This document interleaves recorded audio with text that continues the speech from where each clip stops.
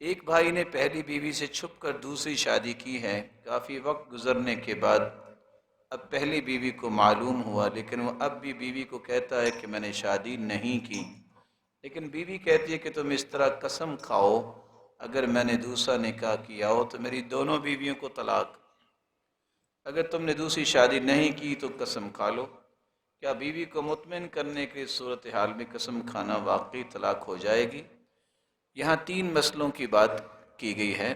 سب سے پہلی بات، دوسری شادی کرنا۔ اسلام نے مرد کے لیے 4 شادیوں کی اجازت دی ہے، لیکن اس کے لیے 3 شرطوں کا ہونا ضروری ہے۔ سب سے پہلی شرط، آپ عدل کر سکتے ہوں۔ دوسری شرط، آپ کے پاس مالی اور جسمانی طاقت موجود ہے۔ اور تیسری شرط کہ آپ سنت کو زندہ کرنے کے لیے شادی کر رہے ہیں، لوگوں کی عزتوں سے کھیلنے کا ارادہ نہیں ہے، تو پھر اجازت ہے، شادی کر سکتا ہے۔ رہا یہ مسئلہ جو اس وقت پریشانی کا بن گیا، جو کہ نہیں ہونا چاہیے اور بالکل یہ غیر اسلامی بات ہے کہ پہلی بیوی سے اجازت لی جائے، اس کا اسلام نے تصور نہیں دیا۔ ہاں، آپ کے قانون نے اس کو پاس کر دیا، شریعت نے اس بات کا حکم نہیں دیا۔ ایک بات تو یہ سمجھنی چاہیے۔ دوسری بات یہ ہے کہ اگر کسی نے نکاح کیا ہے تو اعلن النکاح، نکاح اعلانیہ ہونا چاہیے، پتہ ہونا چاہیے کہ نکاح کیا ہے۔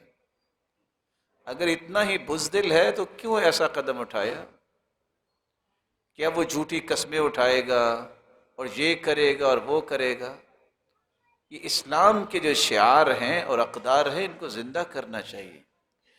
تیسری بات یہ ہے، ثلاث جدہن جد وہزلہن جد۔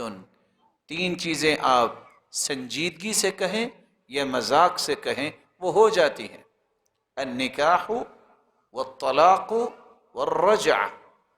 آپ اگر بیٹھے بیٹھے کہہ دیتے ہیں کسی کو کہ میں اپنی بیٹی کا نکاح آپ کو دیتا ہوں، وہ آگے سے کہہ دے مجھے قبول ہے، تو نکاح ہو جائے گا۔ اسی طرح آپ مسکرا کے کہہ دیں، ویسے آپ لاڈ سے کہہ دیں، یا ویسے ہی کہہ دیں جو میں تو ویسے کہہ رہا تھا کہ تمہیں طلاق ہے، وہ طلاق ہو جائے گی۔ اس لیے فرمایا ان 3 چیزوں میں کھیلنا جائز نہیں ہے۔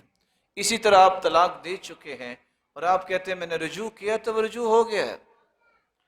تو اس طرح کی چیزوں کو کھیل کود نہیں بنانا چاہیے۔ اللہ عز و جلال مسلمانوں کے حالات کو خوبصورت بنائے۔